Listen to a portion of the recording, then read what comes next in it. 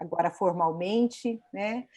Agradecer muito à Adriana Marques, ao Pedro Raposo e à Artionca Capiberibe por terem aceitado fazer parte dessa mesa, Os Desafios da Amazônia.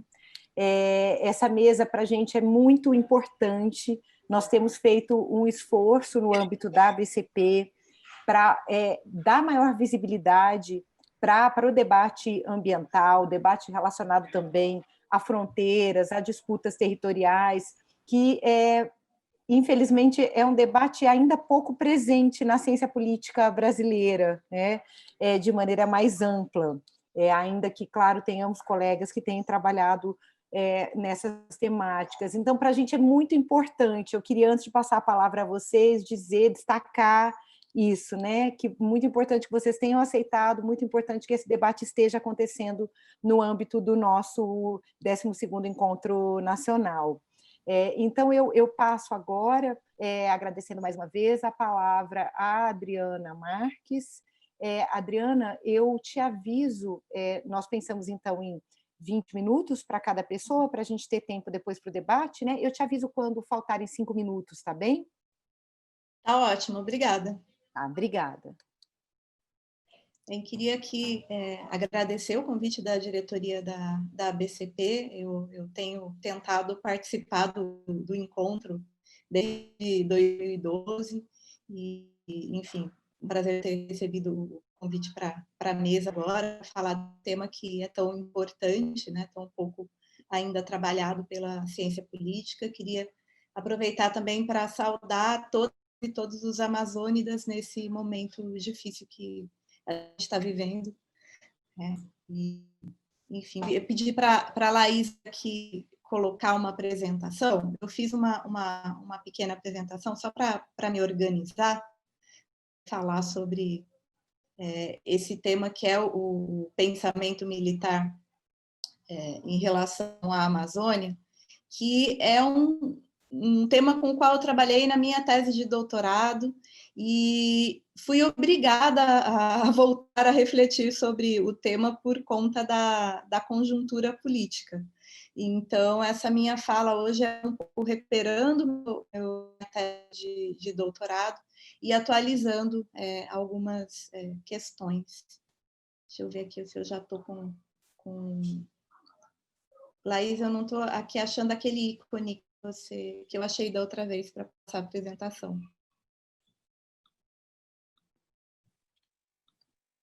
Professora, você não consegue ver agora? Agora. Ótimo. Sim, não, agora sim. Agora sim. Deixa eu voltar aqui. Tá. É que está demorando um pouquinho, mas agora eu já encontrei o ícone. Então, começando, eu queria destacar algumas coisas que a gente precisa entender, fala sobre a percepção dos militares em relação à Amazônia. Os militares, eles têm um pensamento mítico e místico sobre a região. E eu quero recuperar aqui as palavras de um antropólogo, Marshall Salins, num livro chamado Apologias a Tucídides, porque nesse livro o Salins fala que o Tucídides foi o primeiro historiador, né, que inaugurou uma história objetiva e uma história que tratava de fatos históricos longe do registro mitológico das lendas gregas, né, quando ele fala sobre a Guerra do Peloponeso. E que no século XIX, um nobre inglês, o Sir Robert Grey, teve que voltar ao reino das lendas para entender qual era a concepção dos Maori sobre um determinado conflito para conseguir encerrar esse conflito na Polinésia. Eu procurei fazer um caminho um pouco parecido aqui. Então, eu estou olhando o discurso militar, né, a partir desse campo dessa narrativa mística que eles constroem sobre a Amazônia, que nem sempre tem guarda uma relação muito próxima com os eventos históricos, mas é um discurso articulado que orienta o pensamento e que orienta a ação dos militares na região.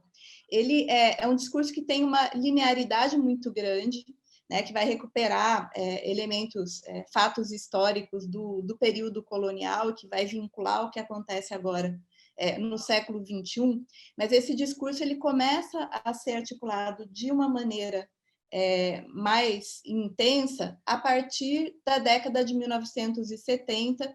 Então, em certa medida, ele é um discurso que é produto da Guerra Fria. Aqui falando sobre esse legado colonial.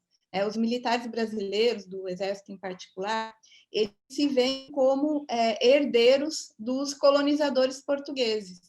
E é interessante essa linearidade no discurso dos militares brasileiros, porque se a gente olha para militares de países sul-americanos, por exemplo, eles têm um discurso de ruptura muito grande em relação ao que era o colonizador europeu.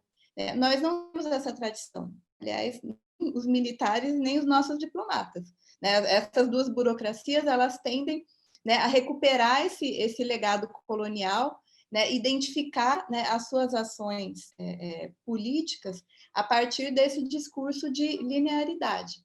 Então, eu deixo aqui uma frase para vocês que é bastante representativa dessa ideia, de que os militares na Amazônia, então, eles estariam defendendo o legado dos colonizadores portugueses e que eles têm a obrigação não só de defender, como também de desenvolver a Amazônia para poder garantir a soberania em relação à região. E eu queria passar aqui o próximo slide, que esse é o distintivo do Comando Militar da Amazônia. E ele é bastante representativo, ele traz essa ideia que a gente vai ver do lado esquerdo, a cruz de Cristo, a cruz de Malta, que é o símbolo das caravelas, que vieram com os portugueses aqui para as Américas, e do outro lado a gente vê o distintivo do Exército.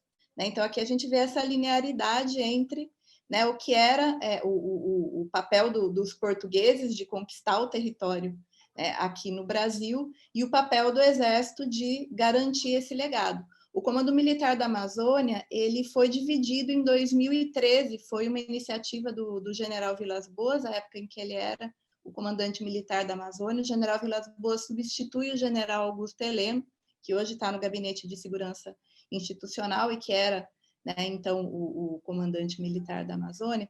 E quando o general Vilas Boas assume, ele divide esse comando militar da Amazônia. Agora a gente tem o comando militar da Amazônia e tem o comando militar do Norte. O comando militar do Norte ele é responsável pela área do Maranhão, do Amapá e de Tocantins. É um comando militar que eles consideram que tem características próprias, que é muito voltado para o combate a ilícitos transnacionais, a novas ameaças, e o Comando Militar da Amazônia seria esse, onde eles deveriam concentrar as tarefas de impedir a cobiça internacional em relação à região. E esse discurso de que os militares são os novos colonizadores, ele é um discurso que se articula a partir da década de 1970, mas que se materializa em ações a partir da década de 1990. E isso está muito relacionado a uma certa crise de identidade das Forças Armadas nesse período, quando acaba o período da Guerra Fria, e os militares brasileiros vão, então, pensar em missões e atividades que estariam mais relacionadas à defesa externa do país. Nesse momento, eles identificam que, então, proteger a soberania do Brasil na Amazônia brasileira seria uma missão militar mais clássica, e vão fazer um investimento não só material, de transferência de unidades militares para essa região, mas também um investimento simbólico. Então, muito do que a gente vê hoje do discurso dos militares em relação à Amazônia é um discurso que começou a ser articulado na década de 1990, e o general Zenildo Lucena, que é o autor dessa frase que eu coloquei aqui, era o ministro do Exército na época, isso é ainda anterior à criação do Ministério da Defesa, e o general Zenildo Lucena ele é pernambucano. e identificou, então, nesse momento, que o Exército precisava rememorar e comemorar o seu passado. E aí ele cria uma data comemorativa chamada o Dia do Exército. E essa data comemorativa, ela remete, né, a uma batalha, que é a Batalha de Guararapes, né, que foi uma batalha travada para expulsar, né, os holandeses do Brasil. Então, seria a primeira vez, né, o Brasil ainda não era um país independente, éramos governados pela dinastia dos Habsburgo, mas esse episódio é recuperado, né, para mostrar que o Exército Brasileiro, desde antes, né, as raízes do Exército Brasileiro são anteriores à própria criação do Estado Nacional, e que desde aquele período o Exército Brasileiro, então, defenderia a Amazônia. Uma outra característica muito importante desse discurso militar é associar essa questão da cobiça internacional à manutenção da soberania e do desenvolvimento. Então, como é que você protege a Amazônia da cobiça internacional? É desenvolvendo a região, né? E essa ideia de que a Amazônia é cobiçada há séculos pelos países mais desenvolvidos, e aí, enfim, esses países mais desenvolvidos que cobiçam a Amazônia, eles vão mudando, né, ao longo do tempo, mas essa percepção é muito arraigada. E sempre que aparece alguma notícia de algum líder internacional fazendo algum comentário sobre a Amazônia, essa percepção é reativada. Então, essa ideia de que a selva nos une e a Amazônia nos pertence, né, é um discurso que mobiliza muito, né, os militares em relação à região. O que é essa região amazônica? O que eles querem proteger? É essa ideia de que a Amazônia é uma região muito rica, mas que se essa riqueza não for explorada, né, pelo Brasil, essa riqueza fatalmente cairá na mão dos estrangeiros. Então, essa é uma percepção que a gente vê muito clara no discurso militar desde a década de 1970, aquela ideia do integrar para não entregar, e que isso volta no começo dos anos 2000, final da década de 1980, né, com esse discurso de proteção ambiental, né, então que os militares veem esse discurso de proteção ambiental, na verdade, como um cavalo de Troia, na verdade, isso estaria escondendo os interesses econômicos desses países que cobiçam a Amazônia. E aí eles recuperam muito esse discurso geopolítico de que é muito complicado defender uma região pouco povoada, né? E aí essa ideia do vazio demográfico não é só a percepção de que ela é pouco povoada, mas de que ela é povoada por uma população que nem sempre tem os mesmos objetivos de defesa da pátria, né, que tem os militares, né? E aqui falando, né, particularmente dos povos indígenas, né? Então, essa aqui é uma imagem mais recente, que a gente vê o presidente Macron, que agora, né, a França é identificada, né, como esse país que cobiça a Amazônia, e ele está aqui ao lado de duas lideranças indígenas, e por que isso é recuperado pelos militares, né? Aqui o Macron está representando, né, o europeu que cobiça a região, e não só que cobiça a região, mas que faz alianças com os povos indígenas para tentar diminuir a soberania do Brasil sobre essa área. Então, essa percepção negativa em relação aos povos indígenas está relacionada a essa ideia de que os povos indígenas não estariam tão comprometidos, né, com a defesa da pátria e que poderiam ser manipulados aí por lideranças internacionais que têm interesses escusos. Os povos indígenas, eles poderiam cumprir um papel de defesa da Amazônia, né, desde que esses interesses eles fossem os mesmos, né, os interesses nacionais, esses interesses nacionais que eles definem e acham que todos deveriam compartilhar. Então, eu coloquei, né, aqui só duas frases, que são frases ainda da década de 1970, que, de uma visão muito positiva, né, desse processo de aculturação, né, desse processo que eles chamam de integração, de incorporação desses povos indígenas ao que seria uma cultura nacional, né? E os indígenas devidamente aculturados, né, eles cumprem um papel importante aí de defesa da Amazônia.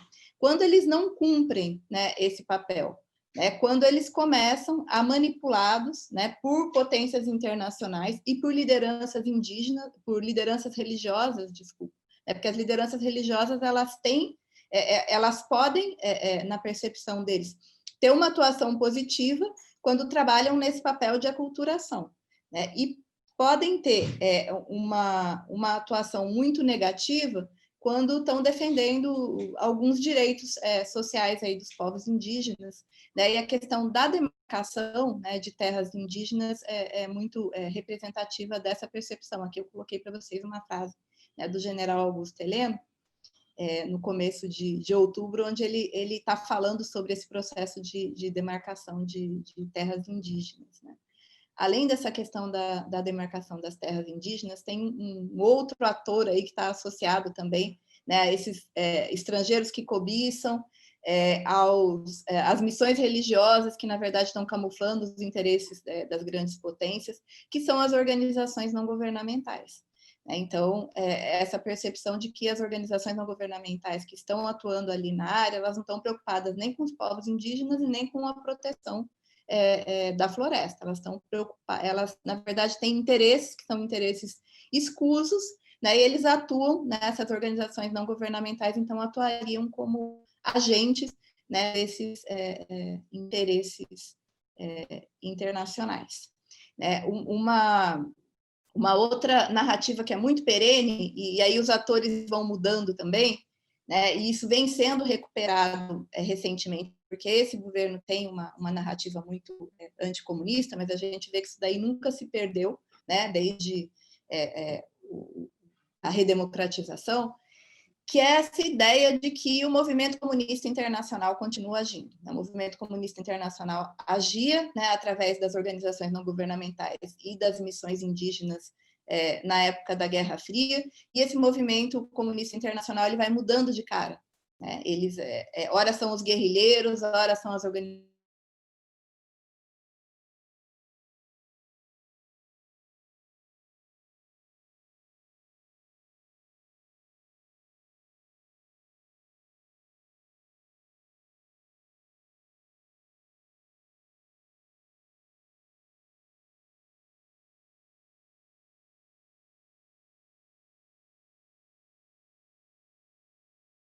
Mas acho que eu consigo aqui. Posso passar um pouquinho, mas não vou passar muito, não.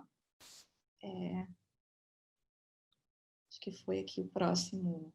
E aí, falando sobre esse comunismo, esse movimento comunista internacional que vai mudando de cara, né, na década de 1990, só voltando aqui, esse movimento comunista internacional estava muito identificado à situação na Colômbia, né, e ao fato de que as Farc, né, tinham se associado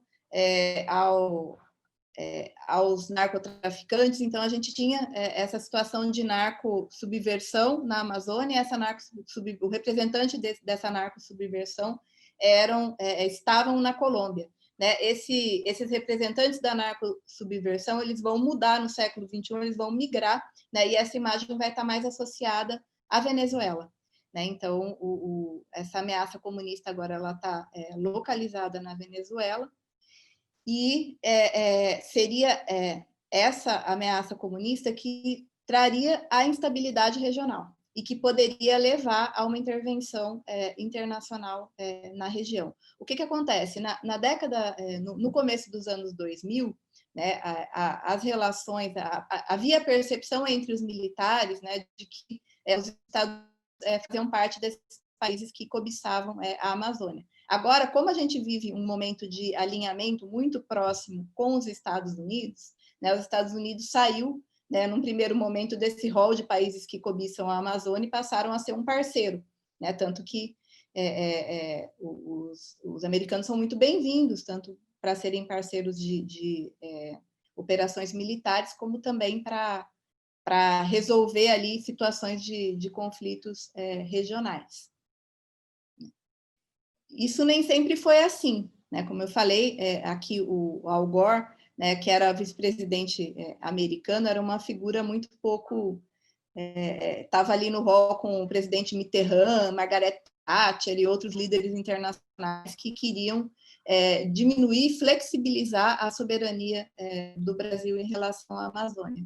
A gente vai ver que no ano passado o Al Gore mudou, e aqui a gente tem um Al Gore perplexo, né, 2 décadas depois, aqui com o oferecimento do presidente brasileiro, né, de que os Estados Unidos eram muito bem-vindos para explorar a Amazônia, né, com o governo brasileiro. Então, esse registro negativo em relação aos Estados Unidos, no começo desse governo, né, ele estava muito adormecido.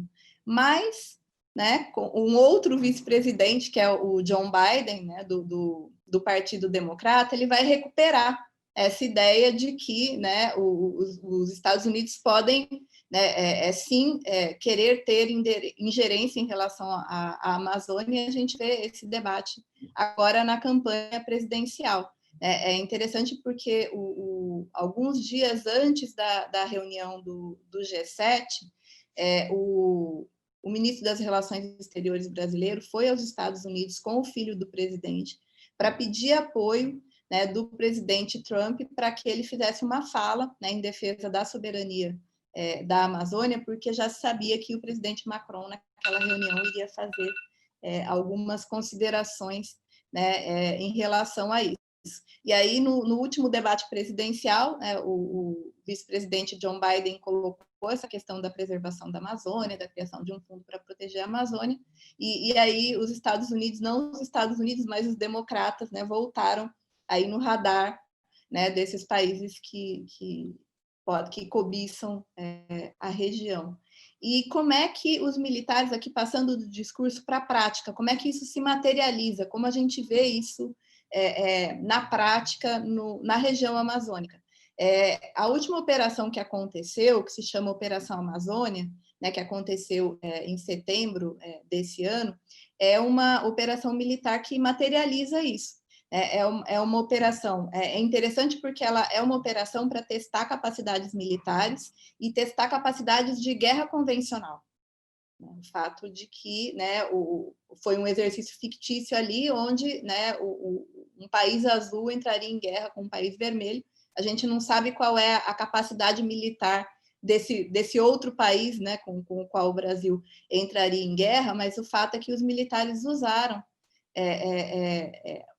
esse momento, que já é reflexo dessa percepção negativa de pressões internacionais que a gente vê desde o ano passado em relação à Amazônia, para mostrar, né, enfim, que estariam ali mais uma vez preparados para defender a região. Dessa vez, né, através de uma estratégia convencional. Isso é muito diferente do que, por exemplo, há 2 décadas atrás, eu estudei bastante esse período na época do doutorado, quando se percebia que havia essa pressão, essa cobiça internacional em relação à região, e qual era a resposta das Forças Armadas brasileiras? Eles criaram uma estratégia, eles recuperaram, na verdade, uma estratégia de contra-insurgência, que era a estratégia da resistência, que era uma estratégia não convencional.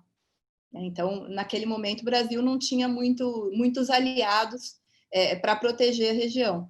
Agora, quando a gente vê o Exército Brasileiro investindo numa estratégia convencional, a gente vê que o Exército, as Forças Armadas brasileiras têm uma percepção agora de que a gente vive um momento de maior alinhamento, né, então, que pode ter algum apoio internacional, mas que também outras potências têm outros interesses aí, e o Brasil tem que estar preparado, olhando muito ali para a situação de instabilidade na Venezuela.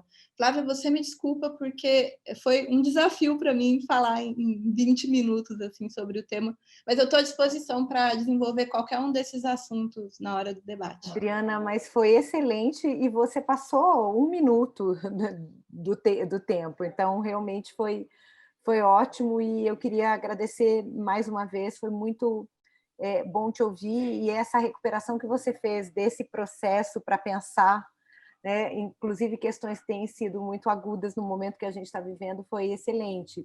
Então, eu agradeço mais uma vez a Adriana Marques, que é professora adjunta, eu não falei antes, do curso de Defesa e Gestão Estratégica Internacional da UFRJ. Eu não tinha falado da tua instituição, acho que é importante também, né, para quem está nos assistindo, e porque a mesa vai ficar gravada. E aí eu passo, então, para o Pedro Raposo, que é professor da Universidade do Estado do Amazonas, né, e professor do Programa de Pós-Graduação Interdisciplinar em Ciências Humanas na mesma universidade. Pedro, vou fazer a mesma coisa, te aviso com 5 minutos, mas também com tranquilidade com o tempo. Ok, obrigado, Flávia. Bom dia a todos. Agradeço a essa oportunidade de realizar esse diálogo, né? Agradecer primeiramente também ao professor Rogério, que me fez o convite, né, para poder participar dessa conversa, desse diálogo, né, a partir da mesa, pensando nos desafios da Amazônia. É uma satisfação estar aqui, né, com a Adriana, a professora Artionca também, a professora Flávia. Eu preparei uma apresentação que eu gostaria de compartilhar. Deixa eu ver se eu consigo aqui.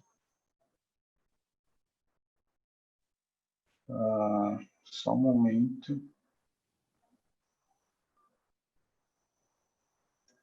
Essa apresentação ela é centrada em quatro momentos.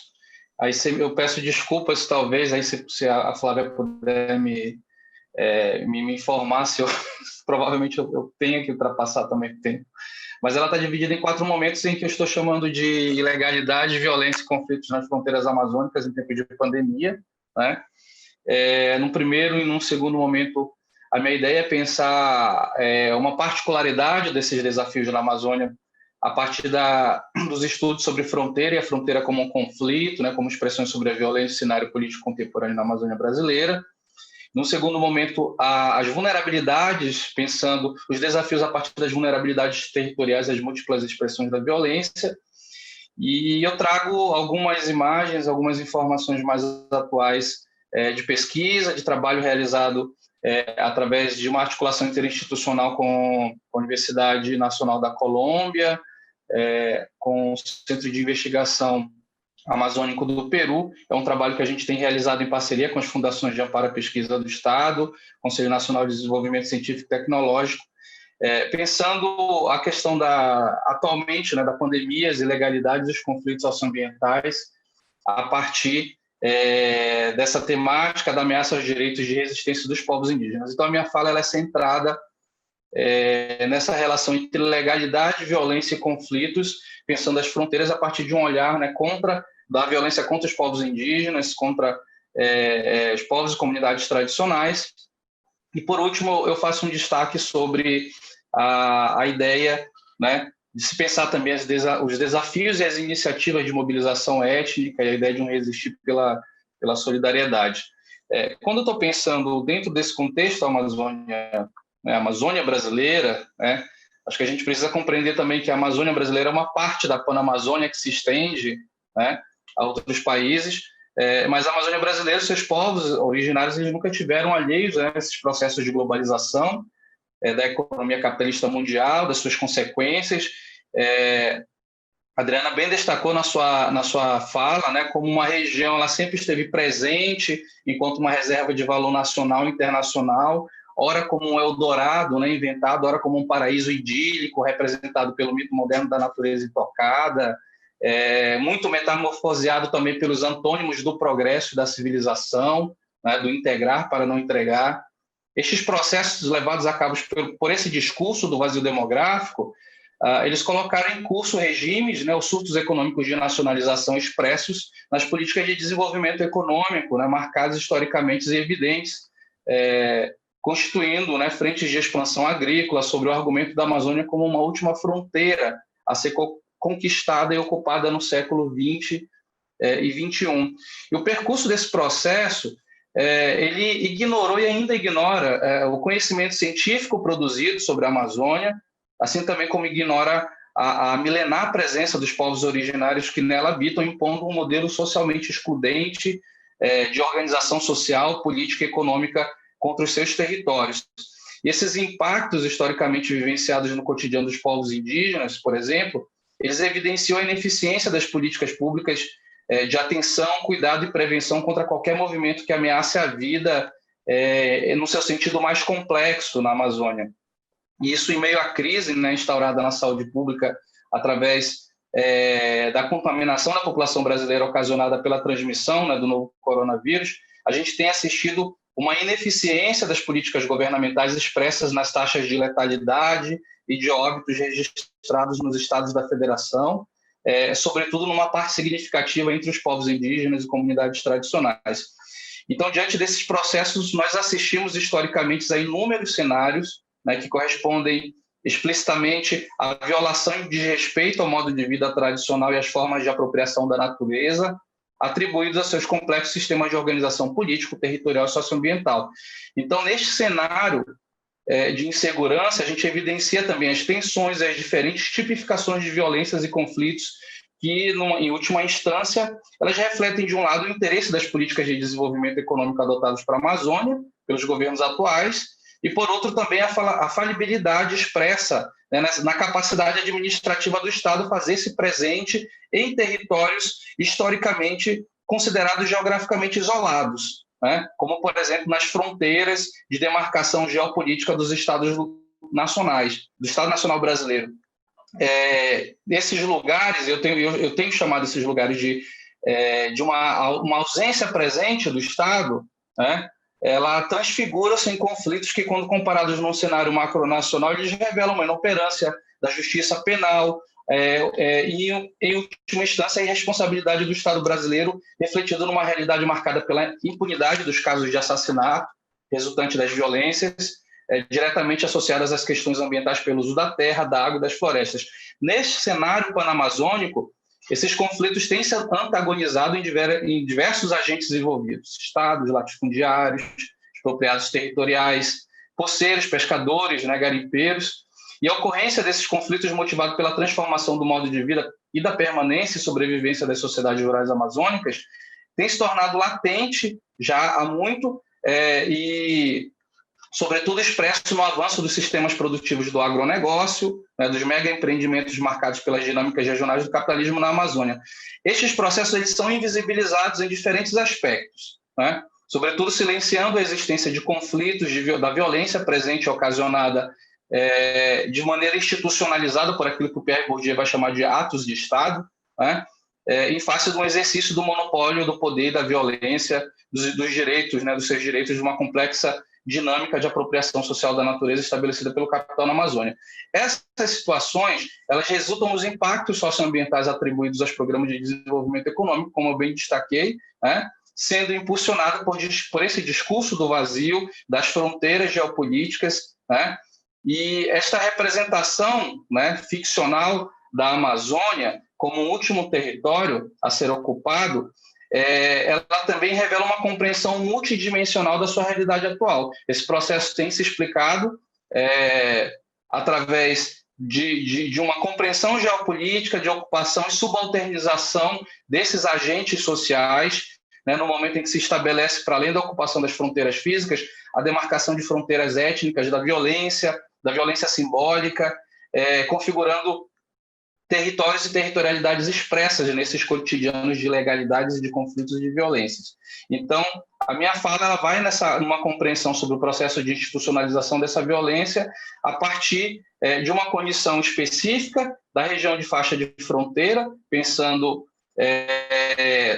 essas regiões exatamente como áreas de vulnerabilidade, né, que eu apresento um quadro, uma imagem, né, produzida pelo IPEA, sobre as faixas de vulnerabilidade social nos arcos, né, sobretudo no Arco Norte, para a gente pensar essa fronteira não só como uma expressão espacial, né, com consequências socioambientais, mas também como uma expressão socioambiental que se forma espacialmente, né? Com essas interações sociais, elas permitem configurar e reconfigurar essas formas de apropriação do território, né, através das transformações. E eu estou pensando, nesse contexto, essa Amazônia e a ideia de fronteira como um conflito a partir da ideia do confronto, da degradação do outro, né, com diferentes e conflitivas espacialidades destacadas aí por suas múltiplas dimensões e particularidades. Então, essa noção de fronteira, a partir dos conflitos, ela se estende para além da sua interpretação geopolítica física,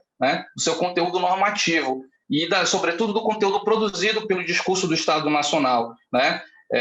E essa fronteira ela é muito mais do que isso, porque ela mantém uma relação de mundos opostos, intercambiáveis, né, que se sobressai às ideias de fronteiras étnicas, como, por exemplo, do antropólogo Frederic Barth, né, e também por outras questões que envolvem exatamente esse olhar mais específico sobre a violência contra os povos indígenas e as comunidades tradicionais, que resultam aí de um processo que simultaneamente tem abafado, revelado as lutas e as mobilizações políticas na Amazônia, comporta inúmeras sujeições, né, sujeições desses agentes impactados e como estes são expropriados das suas condições de manutenção efetiva e dos seus modos de vida. Então, a seguinte questão que eu trago para a gente pensar o debate e o objetivo da mesa é essa: perante o volume e a escalada de crescente violência no mundo rural amazônico, como compreender esses fenômenos no cenário atual, né? Quais são esses desafios? E eu penso que um dos caminhos que se deve à necessidade de compreender essas vulnerabilidades que se estabelecem está numa configuração de interpretação da realidade desses territórios, né? Porque eles nos permitem também uma reflexão angular, né, sobre a noção de que esses interstícios geopolíticos de fronteira são marcados, em geral, pela ausência ou fragilidade do acesso a serviços públicos, em educação, saúde, direitos humanos. Ele contrasta com a ineficiente condição de monitoramento da segurança pública e das elevadas incidências de homicídios traduzidas, né, em múltiplas formas de violência, dentre elas os conflitos socioambientais, a violência institucional e as redes ilegais de exploração dos recursos e dos bens naturais.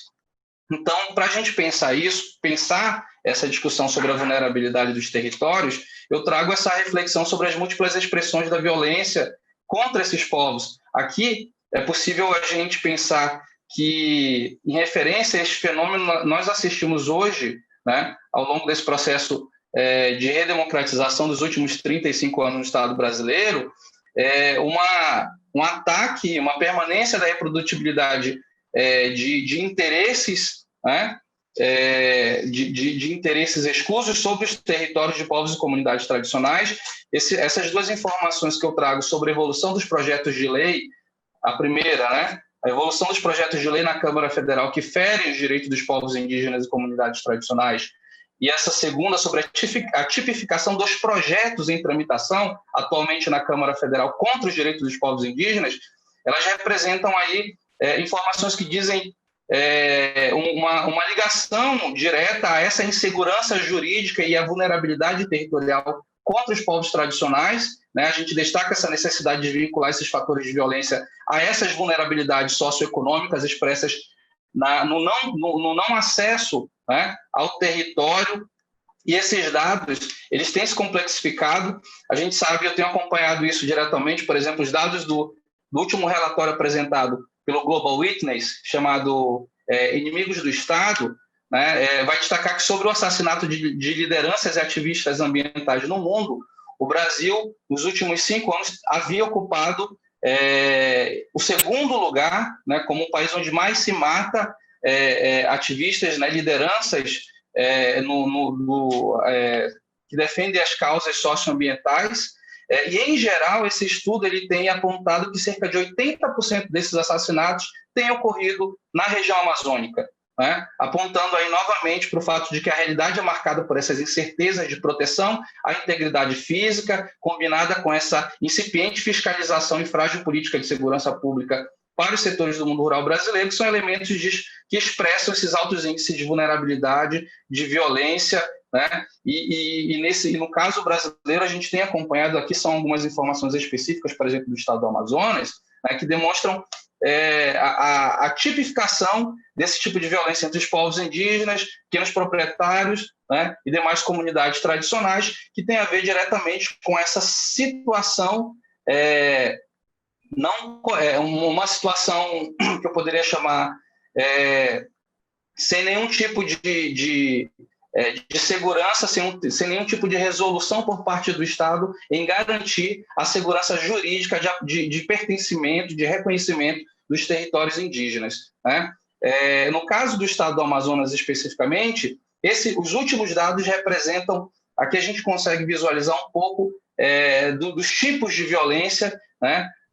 No último ano, acho que isso é importante destacar, que as informações sobretudo coletadas atualmente pela CPT, pelo CIMI, por organizações que trabalham diretamente com a situação dos conflitos, elas demonstram que a gente tem registrado, né, o maior número de assassinatos e de lideranças indígenas dos últimos 11 anos, né?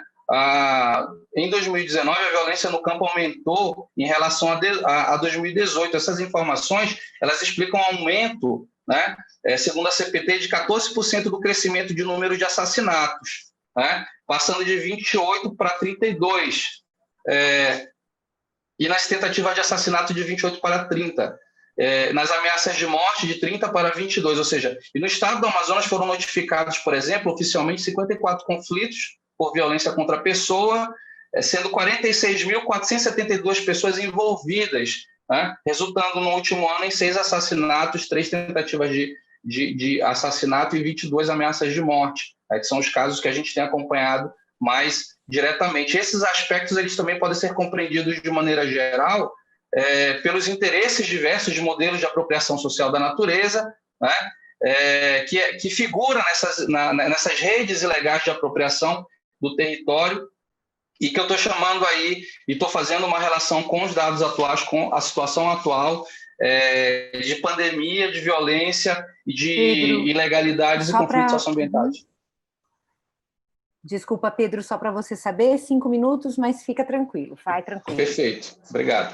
E nesse cenário de pandemia, em meio a essa situação evidenciada, a gente tem feito exatamente tem trabalhado numa compreensão de que essas vulnerabilidades territoriais, elas se estendem, por exemplo, à situação atual de pandemia, da fragilização, da ausência do acesso à saúde, né, aos territórios de povos e comunidades tradicionais. Aqui eu trago alguns mapas que mostram a situação de vulnerabilidade à Covid-19, né? Exato, ou seja, e aqui não tem só o estado do Amazonas, né? Você percebe toda a Amazônia brasileira, uma situação em que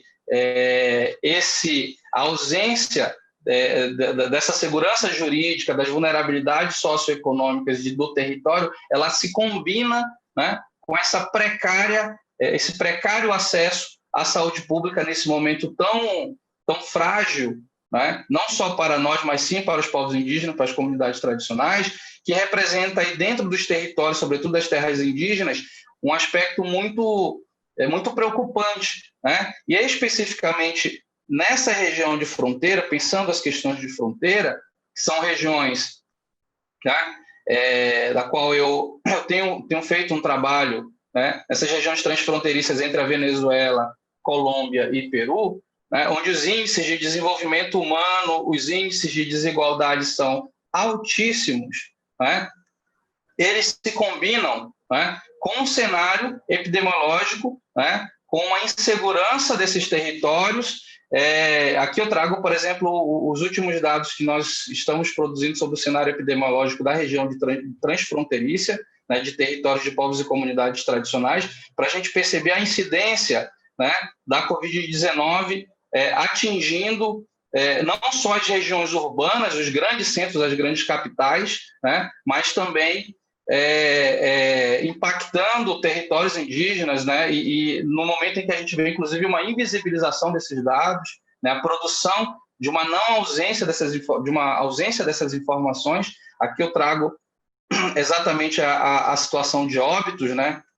Acho que a gente tem acompanhado isso. O estado do Amazonas é um dos estados da federação onde mais tem morrido povos indígenas e, sobretudo, algumas comunidades, alguns grupos étnicos que estão exatamente nessa região de faixa de fronteira, né, entre a Venezuela, Colômbia e Peru, né, e que representam aí, ao longo dos últimos meses da pandemia, um avanço, né? Então, para ficar mais Acho que para ficar mais interessante, acho que a gente poderia pensar a situação de vulnerabilidade desses territórios, a questão da ausência dessas políticas de saúde nesse momento de pandemia, né? E os cenários de ilegalidade das atividades econômicas que envolvem essas regiões transfronteiriças. E aí eu estou falando de um cenário marcado, dentro desse contexto de fronteira, né, por uma série, né, de elementos potencialmente favoráveis, né, aos conflitos, à violência e à ilegalidade, como a localização geopolítica, né, a região de vasta selva que facilita o ocultamento de laboratórios e pistas de aterrissagem, né, no caso da economia ilícita do narcotráfico, as habilidades empresariais, as redes locais, a disposição de parte da comunidade, do agenciamento dessas comunidades, a presença incipiente do Estado, né, em muitas partes do país, estendida a corrupção das burocracias estatais com um sistema político clientelista, né, a existência de movimentos guerrilheiros ativos, a prevalência e a aceitação social do contrabando, né, são elementos que impactam, né? Esse é um mapa que a gente recentemente produziu, que demonstram exatamente a relação dessa região com a pandemia, né, e os casos de violência e de ilegalidade que envolvem a exploração dos bens e dos recursos naturais em territórios de povos e comunidades tradicionais marcados aí, né, por uma intensificação da ação ilegal de madeireiros, grileiros, garimpeiros, empresas mineradoras, né. A gente tem no cenário dessa região narcotráfico envolvendo a guerra entre facções, né. A gente tem no Amazonas a presença da Família do Norte, do Comando Vermelho, do próprio PCC, né, um pouco mais recente, em territórios tradicionalmente ocupados por povos indígenas, né, e, sobretudo, em territórios onde existem povos em isolamento voluntário. Então, o mapeamento produzido por essas informações tem revelado, né, a ideia da gente pensar esses mercados ilegais, né, a partir de redes transnacionais, que tem propiciado um entendimento sobre esses fluxos, né, diversificados, estabelecendo essas rotas estratégicas que impactam, né, e que violentam os territórios, né, dos povos e das comunidades tradicionais. Sobretudo se a gente pensar na importância estratégica das rotas de narcotráfico nessa região de tríplice fronteira, aqui eu trago algumas imagens, e combinadas também as taxas de homicídio nessa região. Para a gente ter uma ideia, a Organização Mundial da Saúde ela estabelece de forma aceitável a cada 100 mil habitantes cerca de 5 homicídios. Né? Essas regiões elas possuem entre 25 a 50 homicídios em municípios e territórios com menos de 50 mil habitantes. Né? Isso é grave, isso tem a ver exatamente com toda essa relação do arco norte de vulnerabilidade social, e elas representam exatamente uma ligação com essa dinâmica ilegal de apropriação dos recursos, né, dos recursos naturais que reproduz aí de maneira histórica essa violência, né, a partir da exploração da madeira, da caça, da pesca ilegal, da mineração por meio dos garimpos, né, que eu trago algumas imagens que demonstram um pouco dessa situação em que a gente tem acompanhado diretamente, né, a mineração ilegal do ouro em áreas onde tem ocorrido uma explosão de casos e de letalidade, de óbitos ocasionados pela pandemia, e o trabalho que a gente tem realizado, no sentido de compreender esses desafios, né, para finalizar, ele nos permite, de fato, reconhecer a necessidade de compreender esses processos de mobilização, as iniciativas de mobilização étnica, e eu estou chamando isso de um resistir pela solidariedade, o trabalho que o núcleo de pesquisa que eu coordeno, o Núcleo de Estudos Socioambientais da Amazônia, junto com o projeto Nova Cartografia Social, tem procurado mapear essas áreas de conflito e esses territórios a partir da discussão de vulnerabilidade e das ilegalidades, para a gente compreender como é possível pensar em políticas governamentais, em políticas públicas transversais, não num modelo top-down, né, que possa, e sobretudo nesse cenário de pandemia, pensar a Amazônia, né, a partir dos povos, das comunidades tradicionais. Aqui são algumas imagens, alguns trabalhos que a gente tem feito, produzindo aquilo que a gente tem chamado de cartografias sociais, pensando nessa desconstrução normativa das imagens cartográficas oficiais do Estado, né, identificando esses conflitos, as áreas de interesse, também a gente tem feito um trabalho com isso, mas para pensar também na necessidade desse trabalho em conjunto da universidade, né, da ciência bastante atacada, né, em tempos de pandemia, né, junto aos povos e comunidades tradicionais. Aqui são algumas informações do trabalho que a gente tem realizado, que a gente tem disponível, de algumas iniciativas de mobilização e de organização dos próprios povos indígenas protagonistas desses territórios, né, que são pensados aí, a partir da minha reflexão, como um grande desafio, né, dar voz a esse momento de não subalternização desses povos. Eu queria, então, agradecer a oportunidade da fala e eu encerro por aqui. Muito obrigado. Muito obrigada, Pedro. Foi realmente excelente sua fala. Eu agradeço mais uma vez e passo a palavra para a professora Artionca Capiberibe, do Departamento de Antropologia da Unicamp. Obrigada, Artionca.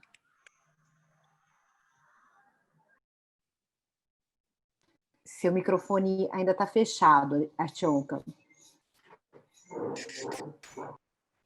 Agora sim. Bom, obrigada, Flávia. E um bom dia a todas e ao meu colega de mesa, Pedro. Em primeiro lugar, eu quero agradecer também ao Rogério Arantes e, por extensão, à BCP, o convite a participar dessa mesa, cujos temas são para lá de oportunos, né? Sobretudo na atual conjuntura política do país. Né? Quando me foi apresentada, me foi feito convite, o tema da mesa já existia, né? E fiquei pensando sobre esse tema e me foi pedido que eu falasse sobre religião e povos indígenas, né? Aí, bom, para que se entenda por que a conjunção entre religião e povos indígenas significa um desafio, é preciso, de início, esclarecer de que religião se está falando, né?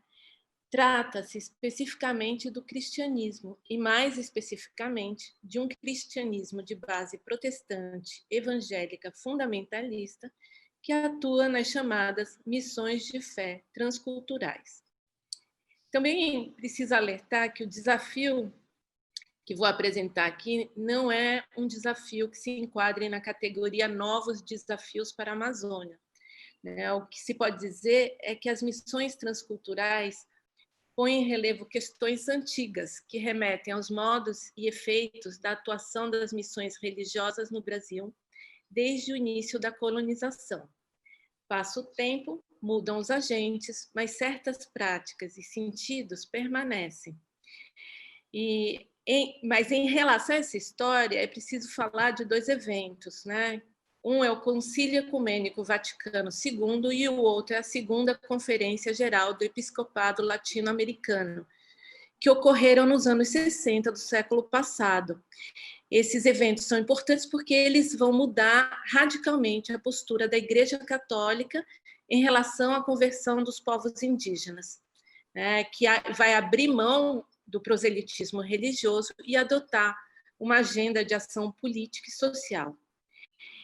No século XX, o lugar que antes era ocupado pela Igreja Católica, né, que foi ocupado por séculos pela Igreja Católica, vai ser apropriado por essas missões evangélicas transculturais, né, que vão acionar, inclusive, uma conjugação entre religião, economia e política, já existente na atuação das missões católicas históricas do período colonial, sobretudo.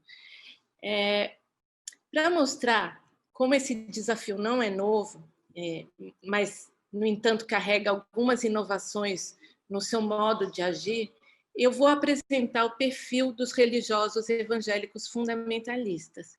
E, com isso, eu pretendo mostrar, o que motiva esses sujeitos. 2, qual é o modo pelo qual operam. 3, o que eles colocam em jogo em termos ideológicos, políticos e econômicos.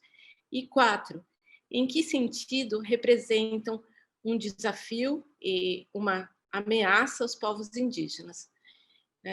Numa definição pontual, as missões de fé ou missões transculturais, que é o nome nativo dessas missões, constituem organizações evangélicas interdenominacionais que têm por objetivo difundir a doutrina e a cultura cristã em sociedades de tradição não cristã.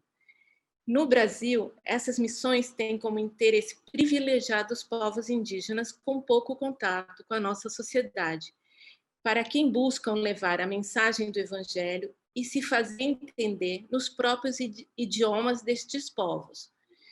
Consequentemente, no centro da sua atuação está a tradução da Bíblia, mais especificamente a tradução do livro do Gênesis, do Apocalipse e dos Evangelhos que abrem o Novo Testamento, pois são eles que anunciam, aspas, a boa nova que Jesus Cristo veio trazer, fecha aspas. Ou seja, que a humanidade pode alcançar a vida após a morte com a segunda vinda de Jesus Cristo à Terra no fim dos tempos, no fim do mundo. Mas para que isso ocorra, é preciso cumprir a grande comissão, nome dado ao apelo de Cristo à evangelização do mundo, que está no capítulo 16, versículo 15 do livro de Marcos, onde se lê, aspas, e disse-lhes, ide por todo o mundo, proclamar o evangelho a toda criatura, fecha aspas. Esse mandamento, que professa um destino entendido como comum à humanidade, é o que move tenazmente as missões transculturais, que, para cumprir o destino, se põem como dever levar o evangelho a todas as línguas do mundo, alcançando, e esse é um termo nativo importante, todos os povos, pois cada língua é entendida como um povo. Bom, por terem de decodificar línguas e lidar com culturas desconhecidas, as transculturais se apropriam de modo estratégico de metodologias e teorias da linguística e da antropologia, fazendo um uso técnico das ferramentas dessas ciências. Esse uso, como mostra Ronaldo de Almeida, em um texto em que analisa o modo pelo qual a tradução missionária se dá, é manuseado sob o código religioso. A apropriação dos métodos e teorias linguísticas e antropológicas tem ainda como função criar estrategicamente uma identidade com a ciência, que, como veremos, é utilizada politicamente. No processo da tradução, as missões transculturais entendem a ideia de Deus como um valor já presente nas cosmologias indígenas. E alguns exemplos autorizam os missionários a executar esse tipo de tradução. Eles veem em eventos e personagens homólogos aos bíblicos, eles olham para esses eventos e personagens que são heróis fundadores ou criadores do cosmos. Esses sujeitos homólogos estão entendidos como espécies de duplos do Deus cristão, dos quais os missionários costumam se apropriar do nome, buscando esvaziá-lo do conteúdo semântico nativo. Há também uma recorrência em muitas mitologias indígenas de histórias semelhantes às histórias bíblicas, como, por exemplo, a do dilúvio. Bom, ainda, como demonstra Ronaldo de Almeida, essas correspondências são teologicamente significativas. Por um lado, elas confirmam o entendimento fundamentalista de que a Bíblia contém uma realidade histórica que se aplica não somente ao universo cultural cristão, mas a todas as culturas. Por outro lado, as homologias ajudam a reforçar a ideia de que as escrituras fornecem analogias que informam e refletem a vida cotidiana, carregando em si um sentido atemporal. Desse modo, os eventos que narra permanecem explicativos para situações contemporâneas do aqui e agora. Reunindo esses dois aspectos, o da realidade histórica e o da capacidade de resposta para os problemas cotidianos, a Bíblia carrega um sentido ontológico. Ao mesmo tempo em que explica e expõe um modo de ser e de viver, a Bíblia o molda e faz isso a partir do modo pelo qual seus mensageiros, os missionários, a leem, o que na prática significa impregnar uma outra cultura com valores éticos, morais, políticos e econômicos, a princípio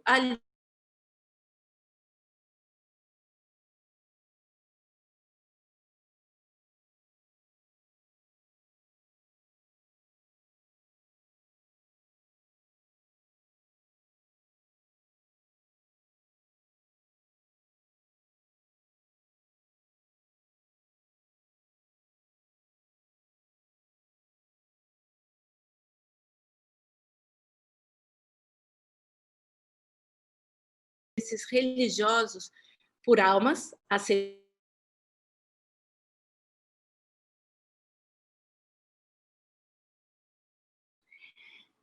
e que esperemos que não se repita, mas enfim.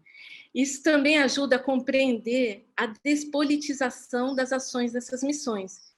Não lhes interessa as questões do mundo terreno, como, por exemplo, defender o direito a terras demarcadas. Sua ação política vincula-se quase que exclusivamente às estratégias para realizar a grande comissão. E é nessas estratégias que se explicita a conjugação entre religião, política e economia, desenvolvida pela aproximação das missões a órgãos do governo e ou universidades. Um dos exemplos disso está na atuação de duas das maiores missões transculturais, a New Tribes Mission, hoje renomeada como Ethnos 360 Graus, e o Summer Institute of Linguistics, o SIL, ambas exclusivamente voltadas aos povos indígenas. Estas organizações são agências multinacionais, pelo modo como se encontram espalhadas pelo planeta, pelo número de pessoas envolvidas e pelo volume de recursos que mobilizam. Algumas têm uma divisão de infraestrutura com aviões, helicópteros e barcos à disposição dos missionários. Os números da Ethnos 360 Graus permitem ter uma ideia desse caráter multinacional. Segundo seu site, ela é hoje composta por 2.500 missionários, provenientes de 30 países diferentes e baseados na África, América Latina e no Pacífico Asiático.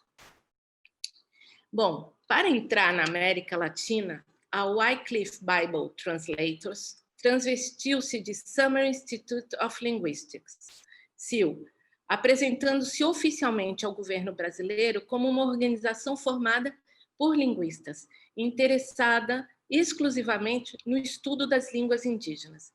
Sem revelar sua dupla identidade e escondendo sua finalidade religiosa, no final dos anos 50 do século passado, o SIL estabeleceu um convênio com o Museu Nacional, sob os auspícios de Darcy Ribeiro, que patrocinou a entrada desses missionários em territórios indígenas por uma preocupação em registrar suas línguas antes que estas desaparecessem. Cerca de uma década após esse convênio, o SIL conseguiu estabelecer um acordo com o Serviço de Proteção ao Índio, SPI, que era o órgão indigenista oficial à época, para a realização da alfabetização em língua indígena de diferentes povos. É importante mencionar um evento que dá medida de como a presença dessas missões entre os povos indígenas depende de sua articulação com os agentes políticos do Estado e, ao mesmo tempo, transita na fronteira entre geopolítica e economia. Em 1977, a ditadura civil-militar soltou um decreto banindo o SIL do Brasil. As explicações sobre o que teria motivado esse banimento são nebulosas. Dentre outras razões, havia uma suspeição sobre as ações desses missionários estrangeiros na Amazônia, a quem o governo acusava veladamente de estar prospectando ouro e diamante, fato que impunha questões à soberania nacional, como bem mostrou a Adriana na sua fala, né? Ao mesmo tempo, o ministro do Interior, Rangel Reis, estava tentando emplacar naquele período um decreto de emancipação dos povos indígenas para acabar com o regime da tutela, instaurado desde o começo do século XX, pelo qual os indígenas, assim como mulheres casadas e menores de 21 anos, eram considerados como relativamente capazes de gerir suas vidas.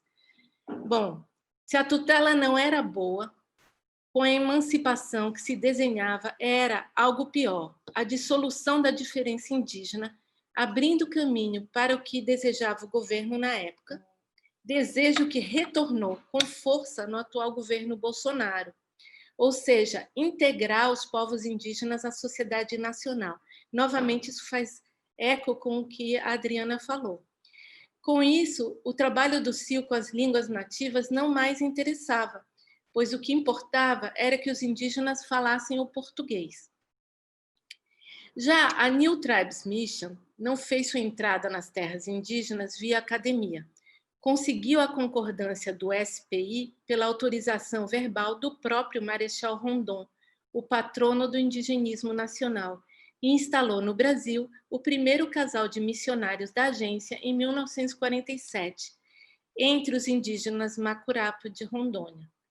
Mas a grande diferença entre o CIO e a New Tribes foi que esta criou um corpo de missionários locais e, em 1955, instalou um braço brasileiro de sua missão, que foi investido em uma organização própria, a Missão Novas Tribos do Brasil.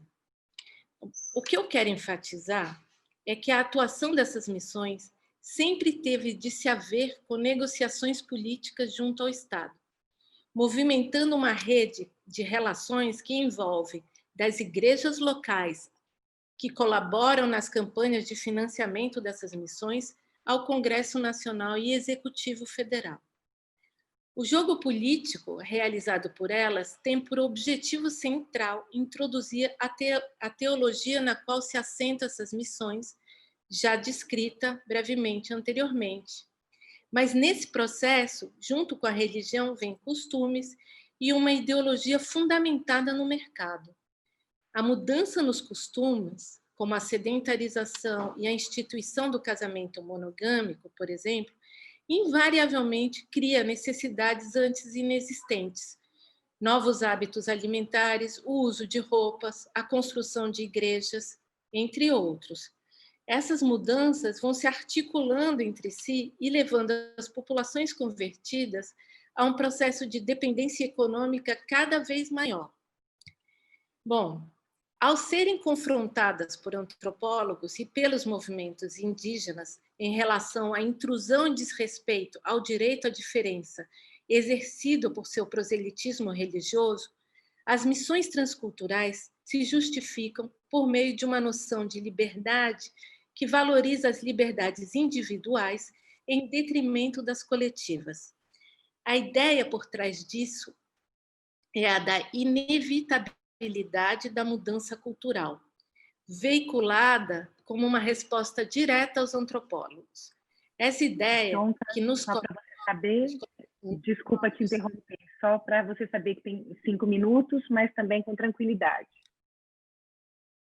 Tá certo, eu já estou indo para o final. Então, essa ideia que coloca os antropólogos como numa situação irrealista de preservadores das culturas, eu também ouvi em campo da missionária linguista do CIO, que traduziu o Novo Testamento para o Palicur. Né? E, recentemente, uma orientanda minha testemunhou o mesmo tipo de afirmação vinda de missionários da organização Atini, Voz pela Vida, que foi fundada pela ministra Damares Alves para combater o chamado infanticídio indígena. Bom, David Stoll, antropólogo norte-americano que estudou o CIO nos anos 70, descreve essa ideia dos missionários da seguinte forma: os tradutores do CIO costumam denunciar os antropólogos por querer preservar os indígenas como espécimes culturais, como animais em um zoológico.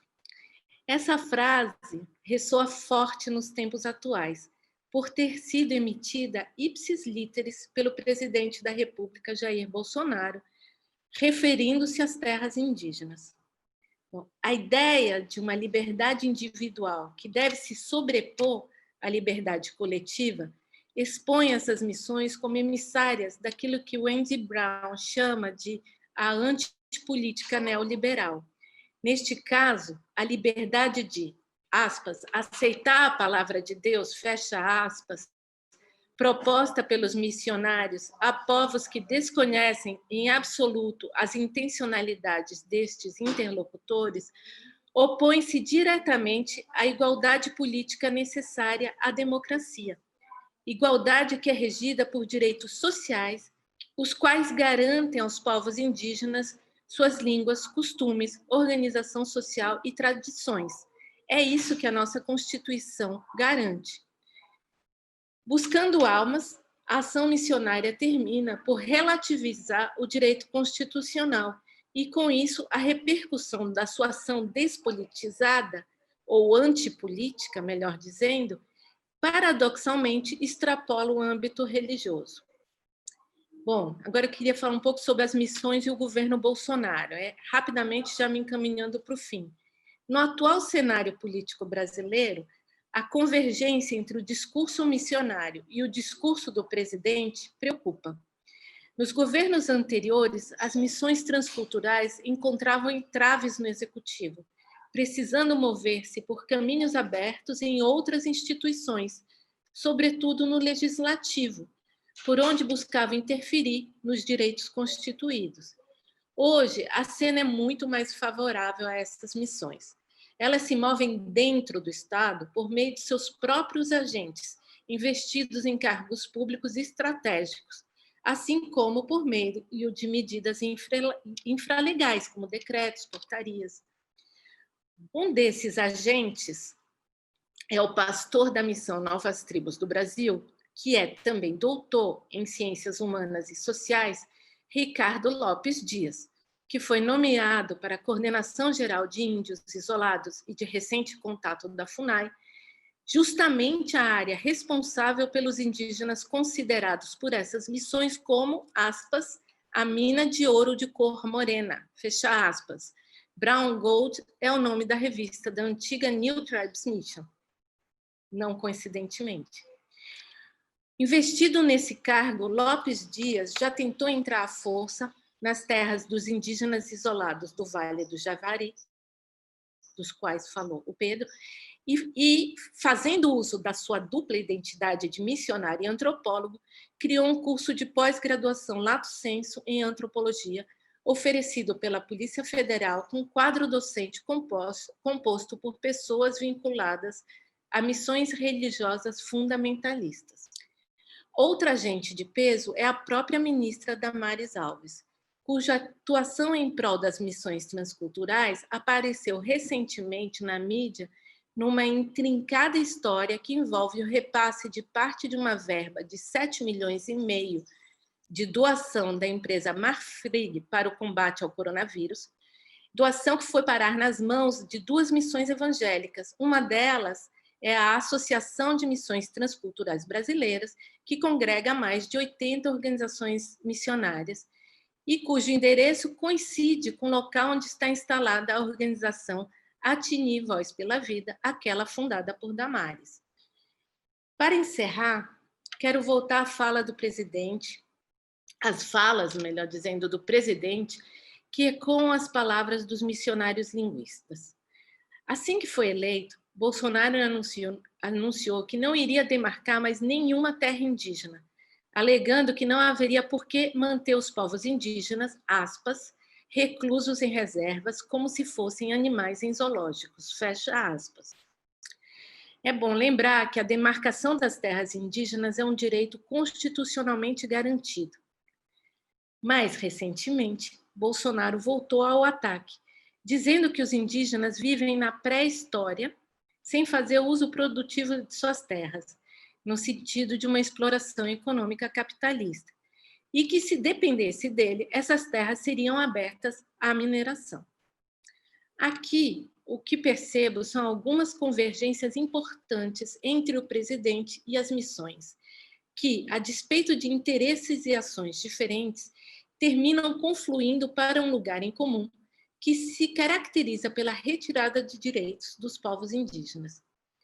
Nesse compasso, é de interesse da política atual ignorar a diferença sociocultural indígena. Por um lado, porque não a compreende, autorizando-se a dizer que, aspas, os índios querem o que nós queremos, palavras de Bolsonaro. Ou seja, explorar economicamente suas terras, tornar-se cristãos, etc. Por outro lado, essa ignorância é proposital, porque é a diferença quem garante o direito à terra indígena e impede que estas sejam exploradas pelo mercado. Por sua vez, a antipolítica das missões transculturais converge na direção desse projeto, que é ao mesmo tempo ideológico e econômico, né? Cooperando em sua viabilização na medida em que contribui para criar necessidades onde antes não existiam, fazendo com que populações que vivem dos recursos oferecidos pela natureza, dependendo apenas de suas habilidades em extraí-los, caiam nas mãos implacáveis do mercado. E nesse movimento, criando espaço para o questionamento da própria necessidade de terra para os indígenas. Bom, era isso. Obrigada. Artionka, muito obrigada. Excelente também. Nossa, foram 3 falas incríveis. Eu agradeço demais a vocês. Aprendi muito ouvindo vocês e estou aqui pensando, só um comentário breve, que eu vou passar as perguntas que já estão sendo colocadas sobre como vocês, ao tratarem da questão amazônica, seja numa perspectiva histórica da relação entre fronteiras e o modo de ocupação e a atuação dos militares, seja nessa perspectiva que Pedro trouxe para a gente da relação entre vulnerabilidades e território, seja agora a Artionka trazendo a questão das missões e nos mostrando, né, a relevância de se perceber a complexidade da questão das diferenças, para além de um certo discurso identitário, né, que acaba ficando presente no debate público, como algo que diz respeito diretamente ao modo como os direitos sociais estão definidos e incidem sobre essas populações, né? Então, acho que vocês expõem essas disputas como disputas fundamentais do ponto de vista histórico e muito agudas nesse momento que estamos vivendo. Então, queria, de novo, agradecer muito. Eu vou passar algumas questões que já estão no chat, eu vou lê-las para vocês, e aí, colegas que estão nos acompanhando, outras pessoas que queiram também incluir questões, tá? Eu fico atenta aqui, daí podemos ter uma segunda rodada. O Marcos Felipe Rodrigues de Souza pergunta: Lula e Bolsonaro chegaram a defender a atuação de efetivos policiais na contenção do desmatamento na Amazônia. De que maneira a ideia de uma força ambiental nacional pode impactar os povos tradicionais? A Josi Moreira pergunta, ela dirige a Adriana, mas me parece que pode haver relação também com as outras 2 falas. Se ela puder, pede, Adriana, por favor, se você puder explorar a desconsideração dos fluxos e mobilidades dos povos que vivem nas fronteiras nos discursos de defesa, né? A Josi também colocou uma outra questão, que é o discurso da inevitabilidade da mudança cultural, né? Acho que mais dirigida à Artionka nesse caso, em muitos momentos é também relacionado a uma ideia de cidadania, que só seria possível com uma integração à sociedade nacional. A Dolores Silva diz que gostaria que a Adriana e outros membros da mesa comentassem a respeito das perspectivas econômicas para a Amazônia, especialmente o confronto entre extrativismo e neoextrativismo, visto que a visão colonialista, militar e civil sobre a região propõe um tipo de desenvolvimento onde os grupos sociais vulneráveis são excluídos. Vocês me permitem colocar mais uma questão que já chegou ou vocês preferem? Pode ser? Preferem comentar e a gente faz uma segunda? Acho que pode ser. Pode ser? Tá. Bom, eu coloco e qualquer coisa, só vocês me falarem, eu leio de novo quando vocês estiverem recuperando, tá? Tá no chat, mas eu vou também dando suporte para vocês. Essa é do Felipe de Rosa. Ele pergunta, também, Adriana, mais voltada para você. Queria retomar precisamente a ideia de conexão entre desenvolvimento e manutenção da soberania. Esse desenvolvimento parece ter um modelo específico, pela pata do boi, pelo desmatamento, pela expansão da fronteira agrícola e pela mineração. Desenvolvimento sustentável com a floresta de pé não parece ser uma opção. Como a qualidade e diversidade dos modelos de desenvolvimento aparecem na narrativa dos militares frente à preocupação com a garantia da soberania? Eu passo a palavra a vocês.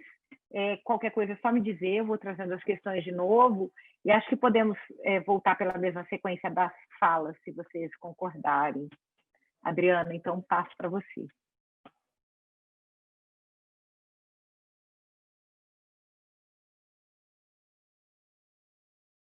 Pronto, ativei aqui meu som, estava com o som desligado. Vou tentar responder aqui todas as questões. Eu acho que essa preocupação da visão, uma determinada visão sobre desenvolvimento, né, dos militares e como isso, em certa medida, é incompatível com a preservação do meio ambiente e do modo de vida das populações tradicionais.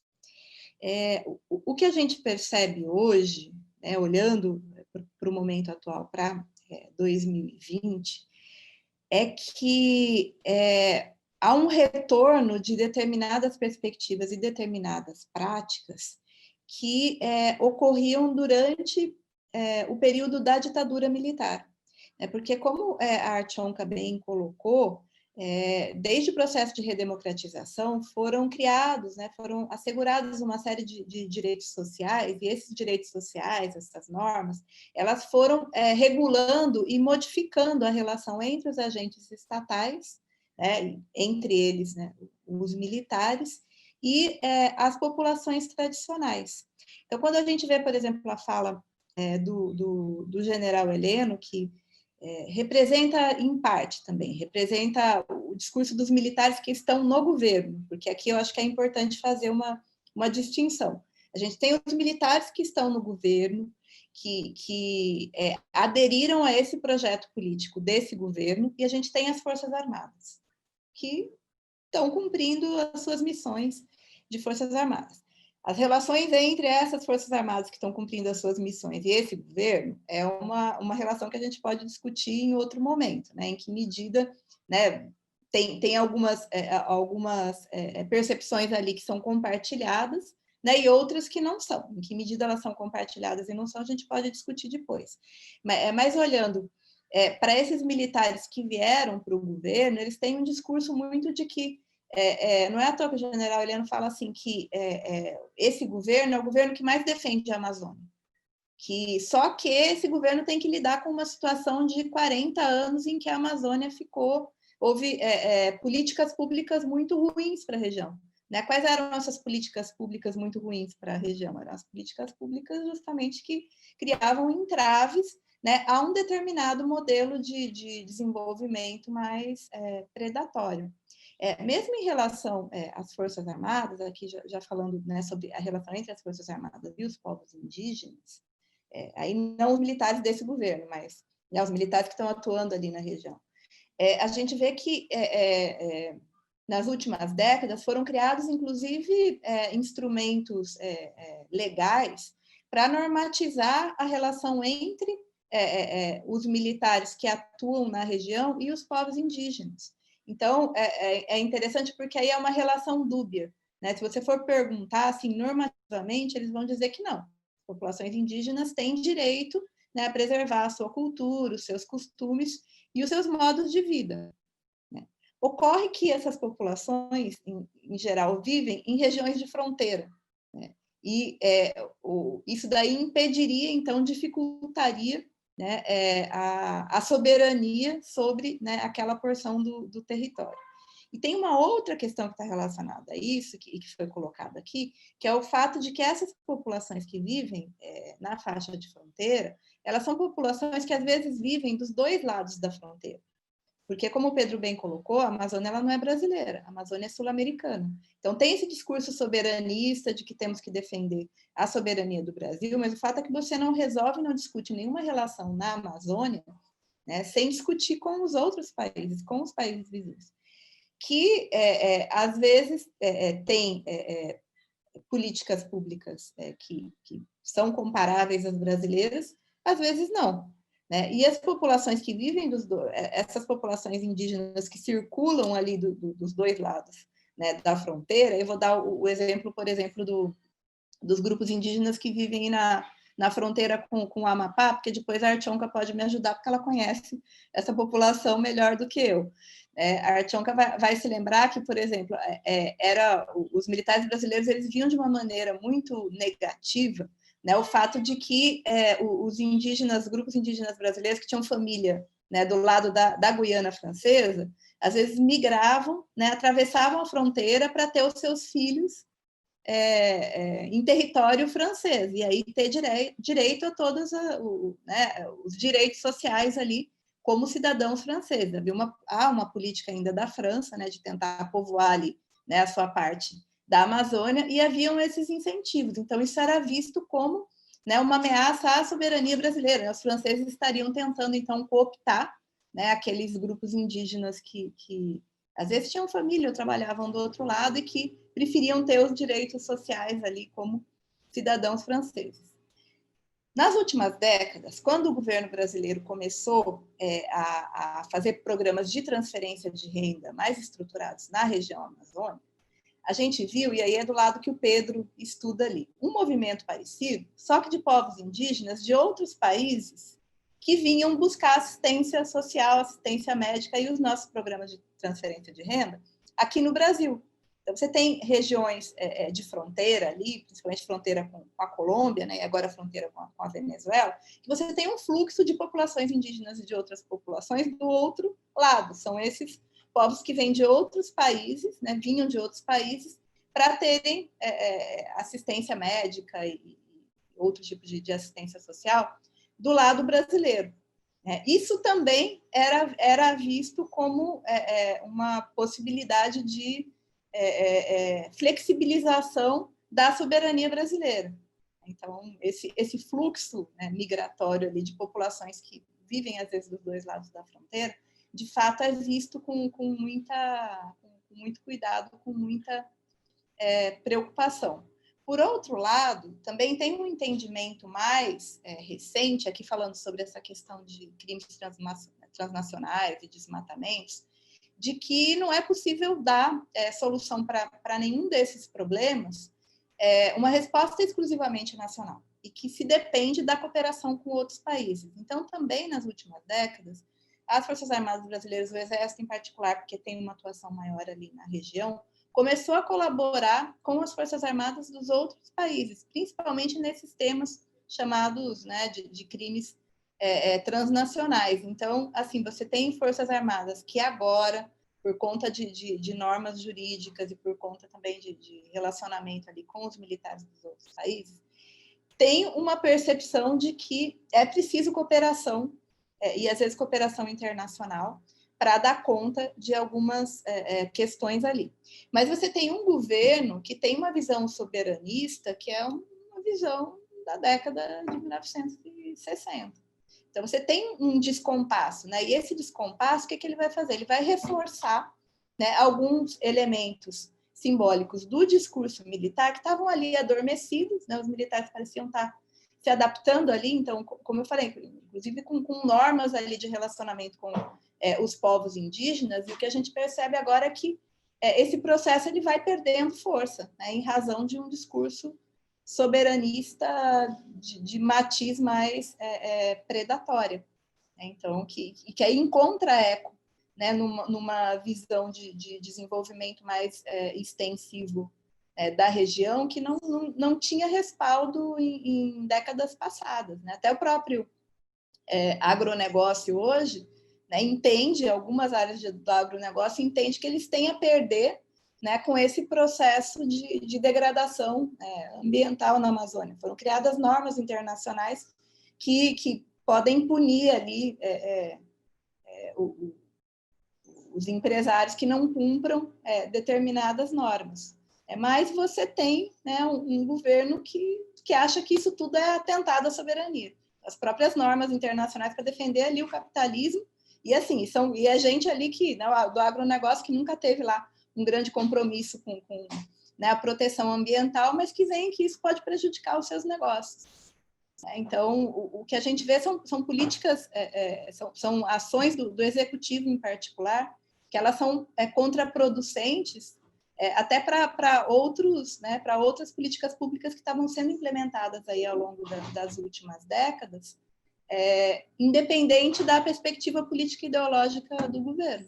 A gente não tinha, na década de 1990, não havia ali nenhum compromisso muito sério com preservação dos povos indígenas, mas haviam políticas ambientais e políticas para esses povos que dificultavam, né, alguns processos que a gente vê hoje. Eu não sei se essa perspectiva de mais neocolonialista, extrativista, eu diria que hoje ela está mais localizada no governo e menos localizada nas Forças Armadas, por incrível que pareça. Eu não sei se eu respondi, gente, desculpa. Fiquei tentando juntar aqui várias coisas. Eu acho que sim, Adriana. Cobriu vários pontos. Depois, qualquer coisa, se houver tempo, a gente pode também pedir que as pessoas comentem se houver algum ponto específico ao qual queiram que a Adriana retorne, né? Tendo tempo, a gente volta para mais uma rodada. Obrigada, Adriana. Eu passo, então, a palavra para o Pedro.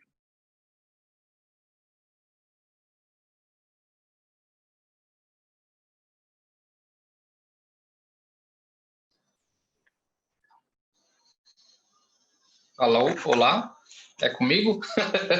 Acho que silenciaram o meu microfone, eu não consegui ouvir a Flávia. Então, eu não sei se tem alguma pergunta específica, mas tem uma parte que solicita, né, uma das perguntas solicita talvez um comentário a respeito dessa dimensão. Posso falar um pouco dessa perspectiva econômica para a Amazônia, pensando esse confronto, né, entre o extrativismo e o neoextrativismo? Pedro, eu acho que primeiro... Pedro, já que você está dizendo que ficou em dúvida se tem para você, deixa eu juntar uma coisa, vai.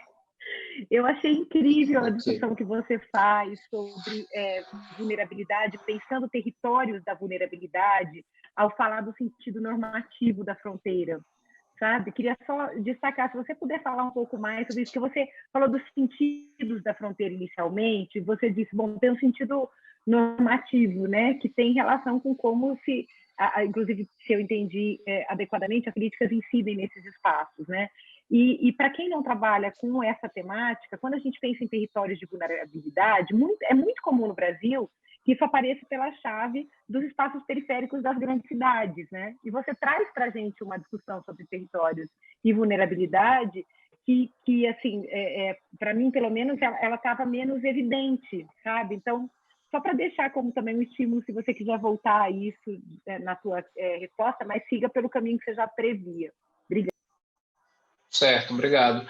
Não, eu acredito que dá, acho que a gente consegue fazer uma conexão. Se a gente pensar a temática que eu apresentei sobre a situação dos conflitos, da violência e das redes de ilegalidade em regiões transfronteiriças na Amazônia, se a gente compreender exatamente essa configuração socioambiental e territorial, né? E essa vulnerabilidade, ela consequentemente perpassa, né, por essa condição histórica, né, e muito presente, atual, de insegurança jurídica desses territórios, né, de indígenas, de povos e comunidades tradicionais, né? Quando eu estou falando dessa relação entre esses territórios e a vulnerabilidade, eu estou falando exatamente da produção de uma ausência, né, e de uma invisibilização, de uma subalternização das condições que envolvem inúmeros tipos de violência, da violência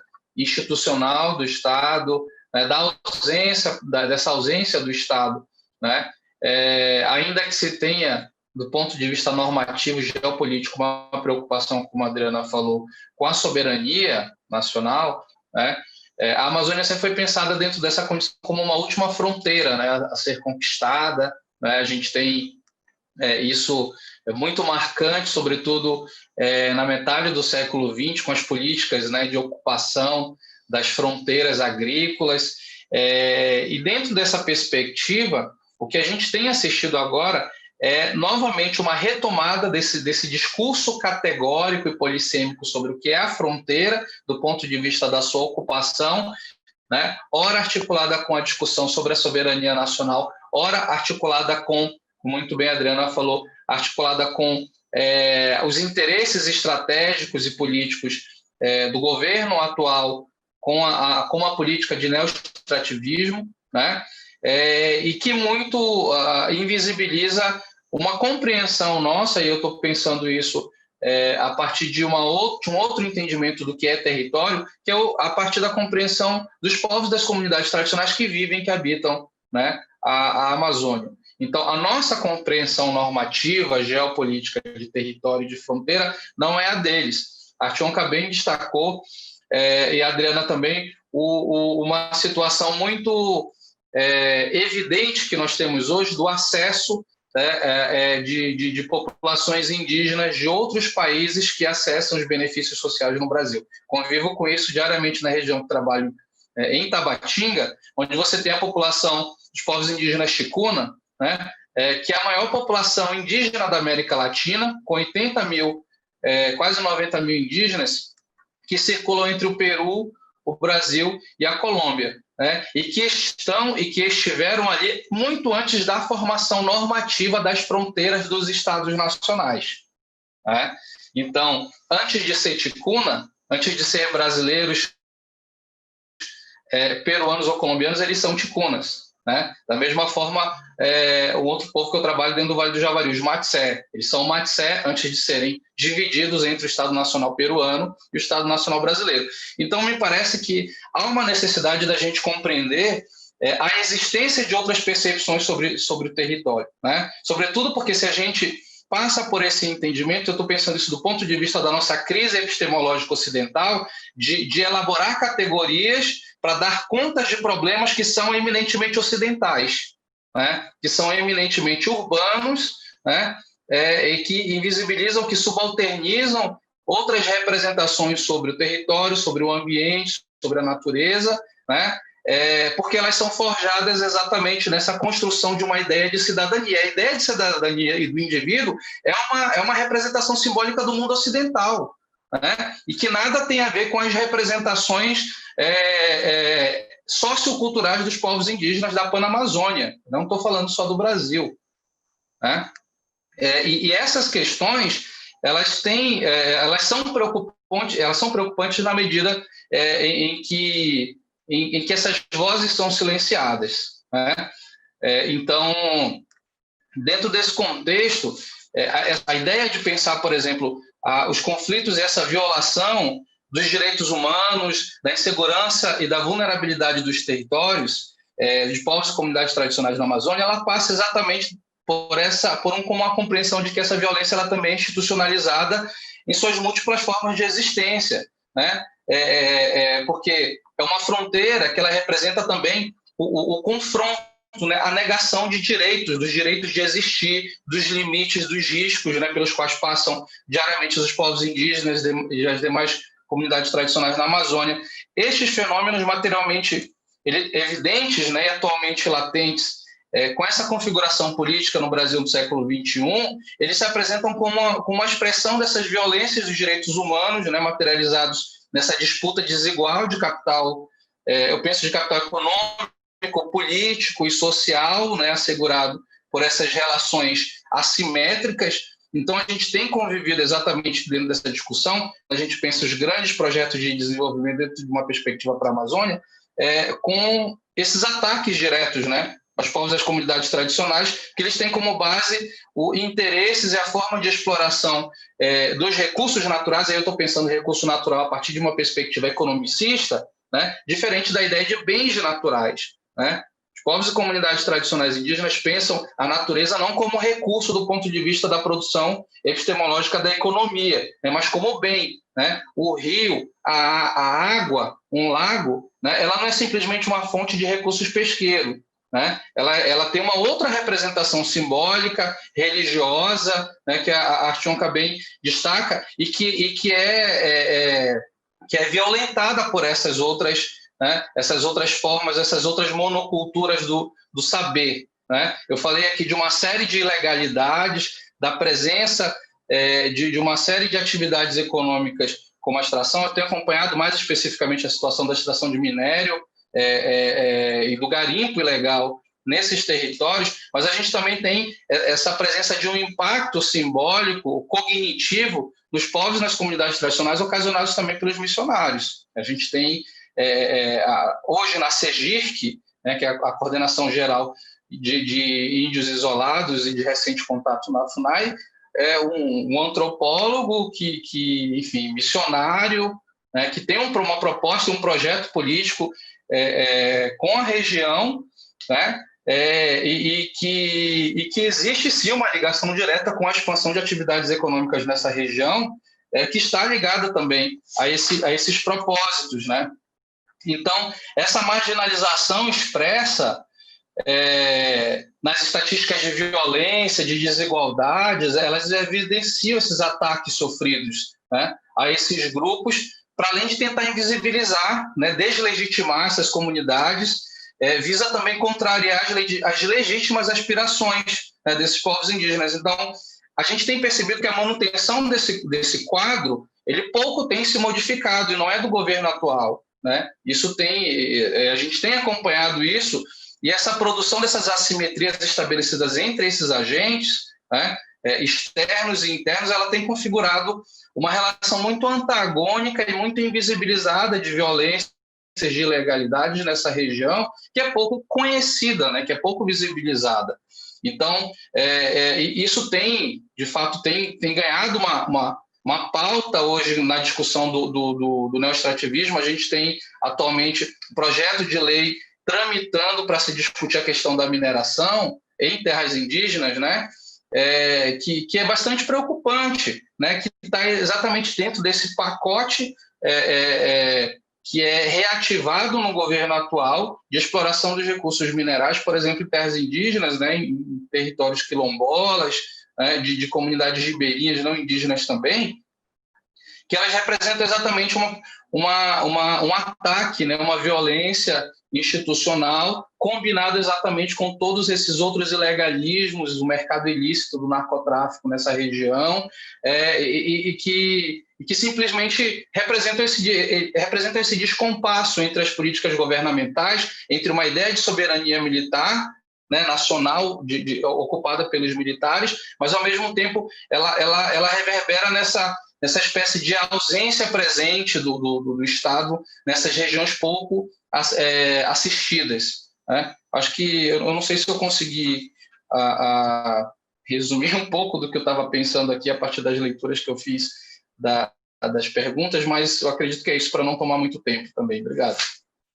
Ótimo, Pedro, muito obrigada. Eu passo então para a Artionca e, de novo, vou me aproveitar da minha posição de coordenadora da mesa, Artionca, para dizer que eu acho super interessante a maneira como você traz essa discussão sobre o individual e o coletivo, né? Pensando em como esses deslizamentos eles são feitos também numa perspectiva estratégica, né? Tem a questão, então, de como essa racionalidade neoliberal opera, mas tem essa perspectiva estratégica, né? Porque a ancoragem nos direitos constitucionais dependem de uma percepção desses sujeitos que é coletiva, né? Que tem relação com a sua identidade coletiva. Então, eu achei assim muito interessante te ouvir falando sobre isso dentro dessa discussão que você desenvolveu a partir das missões. Então, queria só ressaltar e agradecer por esse aspecto que me chamou muita atenção, e te passo, então, a palavra para você comentar.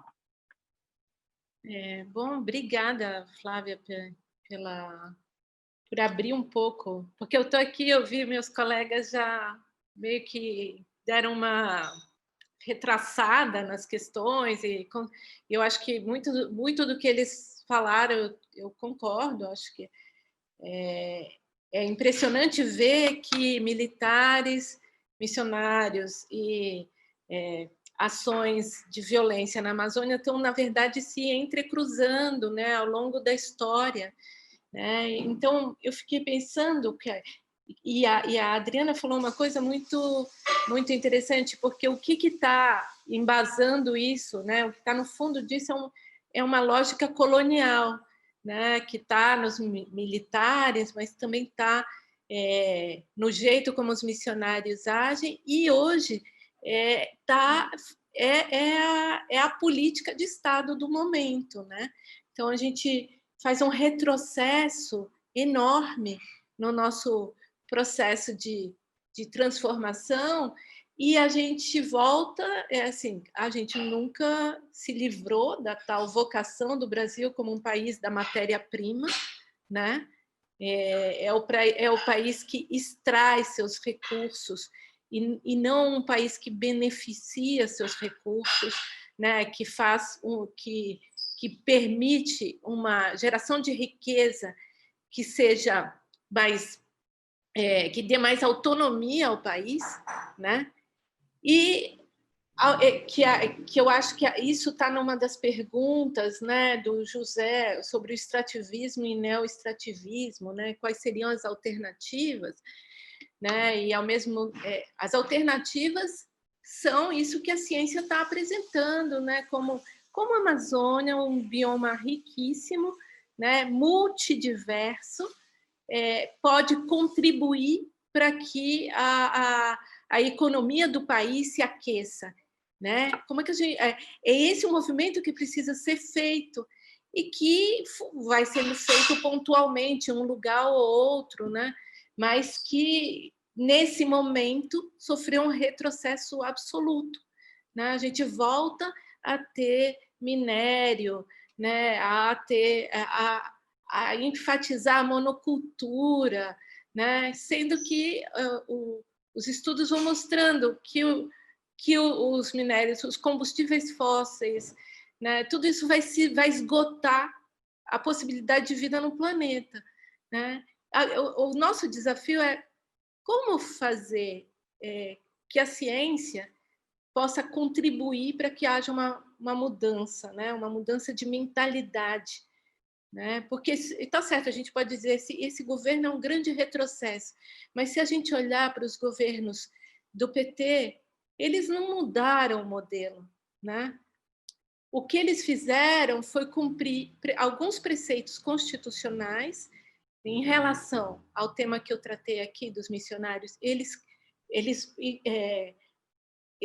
organizaram dentro do Estado uma proteção para que esses agentes não pudessem entrar, embora eles comam pelas beiradas, né? Eles vão pelas beiradas. Não podem entrar em terras indígenas, mas ficam ali na cidade vizinha, né? Porque são tenazes, né? Essa é o tenazes. Eles têm uma missão e é uma missão que ultrapassa um entendimento racional. É uma missão ligada à teologia, né? E aí, bom, eu quero pegar a questão que a Josi Moreira fez, né, sobre a articulação entre a inevitabilidade da mudança cultural e um discurso de cidadania e de integração. É interessante porque os missionários eles dizem que eles não interferem na cultura, né? Porque eles usam as línguas nativas, eles não provocam mudanças nas culturas indígenas, né? Então, eles, segundo a imagem que eles fazem deles, não estariam contribuindo para a integração dos indígenas à comunhão nacional, como é o discurso, né? Só que os efeitos, né? E a gente vê, as missões já estão no Brasil, pelo menos esse tipo de missão desde os anos 50, né? Os efeitos disso a gente vê, de cada vez mais dependência econômica, de cada vez mais proximidade com a nossa sociedade, mas os indígenas, e aí seria muito injusto não falar isso, eles estão mostrando que, ao contrário do que se previa, eles não vão desaparecer, né? Porque quando Darcy Ribeiro permitiu favoreceu o convênio dos missionários linguistas do CIL para estudar as línguas indígenas, ele vigia os conceitos de aculturação, de assimilação dentro da antropologia, né? Previa-se que os povos fossem desaparecer. E os povos indígenas estão mostrando para a gente que não, eles falam, temos resiliência, estamos aqui, né? E estão defendendo, e aí eles transitam pelos direitos sociais os próprios povos indígenas para defender para se defender, né? Para dizer, nós somos diferentes e temos nosso direito à diferença garantido, né? Então, tem duas coisas aqui que eu acho que seria importante enfatizar, embora tenham aparecido nas falas dos três, né? Que é uma questão histórica do Brasil como um país que se pauta por uma lógica colonial, né? E em um determinado período nessa história em que há uma transformação que é provocada pelo processo de abertura do país, pós-ditadura civil-militar, pela criação de preceitos constitucionais, pela instituição de órgãos dentro do Estado que devem agir para conter a entrada de missionários, o desmatamento. Então, eu não vi o Lula defendendo a contenção do desmatamento por forças policiais. Eu não vi essa fala. E é meio estranho, porque foi nos governos do PT que o IBAMA e o ICMBio ganharam mais força. São eles eles sabem operar, eles sabem lidar com as populações locais, e é por isso, exatamente por isso, que esse governo está desmantelando esses órgãos. Não só o IBAMA, o ICMBio, a FUNAI, todos os órgãos que atuam na proteção de direitos sociais e coletivos, do direito ao meio ambiente, né? Se fala hoje em ecocídio, não só em etnocídio, genocídio, mas ecocídio, né? E essas coisas sempre entrelaçadas, né? E sobre a ideia do individual e do coletivo, né? Ao mesmo tempo que é uma estratégia, que é uma perspectiva estratégica, né? Eles vão se defender das acusações e da tentativa de barrar suas entradas. Eu estou falando dos missionários em terras indígenas, dizendo que os indígenas têm o direito a escolher, né? Receber, ouvi-los e se converter, né? Ele, ao mesmo tempo que é estratégico, é uma coisa que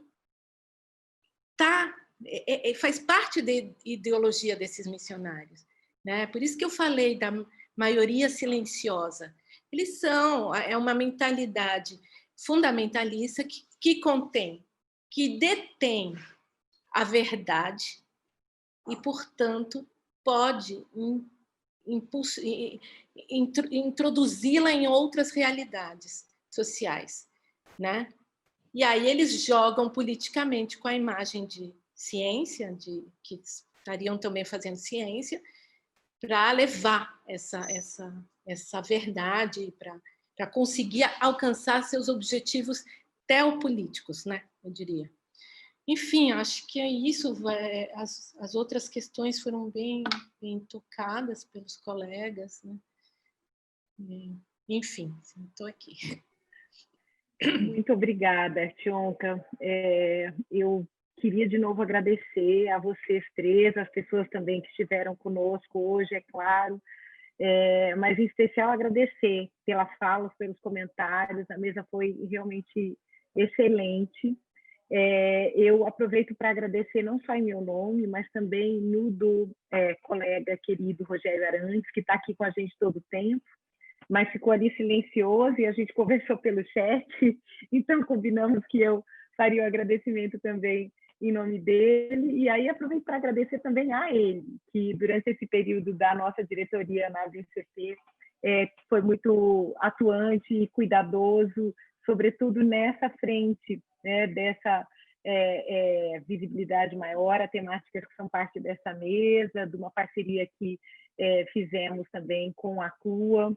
E então agradeço a vocês em meu nome e no do Rogério, aproveitando para dizer que vai ser ótimo ter depois as falas de vocês como textos na Brazilian Political Science Review. A gente fica muito contente com isso.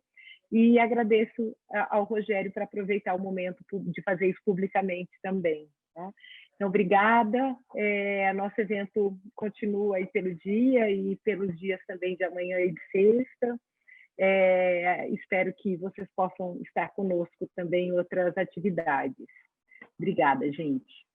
Obrigada também a Laís, que nos deu suporte aqui na mesa hoje. Obrigada, Flávia.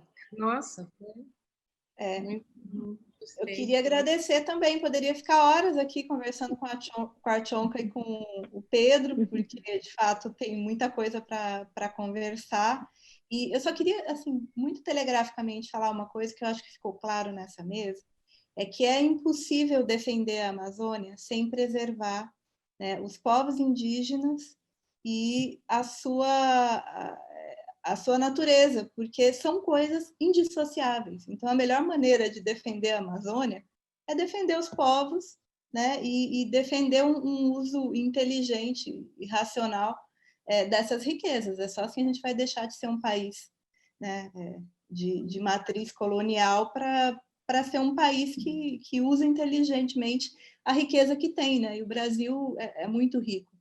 Nesse sentido, assim, a gente se pensa muito na defesa do patrimônio material, mas o patrimônio material ele é indissociável do patrimônio imaterial, né? Enquanto a gente não perceber, isso é um valor que tem que ser cultivado, né? Nos nossos militares e, enfim, nos agentes públicos, nas novas gerações, para ver se em algum momento a gente vira esse jogo.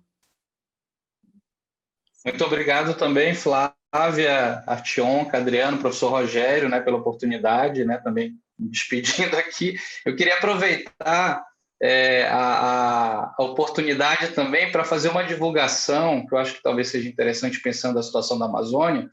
Dos dias 16 a 19 de novembro, a Universidade de Harvard, com a Universidade Estadual da Flórida e da Califórnia, eles estão organizando um colóquio, né, com o tema Amazônia Agora, perspectivas atuais sobre uma região em crise. E eu posso estar também fazendo uma divulgação depois. Nós teremos aí uma série de atividades durante esses 3 dias, pensando mesas temáticas sobre epistemologias, novas epistemologias na Amazônia, conflitos socioambientais, populações e comunidades tradicionais, né? E é um evento muito interessante porque ele reúne não só pesquisadores, né? Eu também vou estar numa mesa, mas também representantes indígenas, lideranças indígenas, né?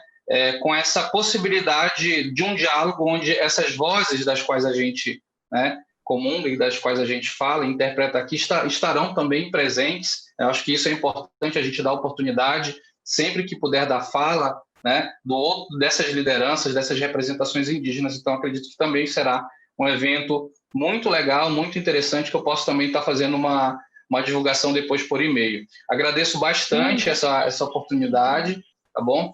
E até um próximo evento, se der tudo certo aí. Gostaria de contar também com a participação de vocês, e muito obrigado por todos que acompanharam até agora, né, o suporte técnico e os nossos espectadores aqui. Boa tarde a todos também. Obrigado. Por fim, eu também queria agradecer.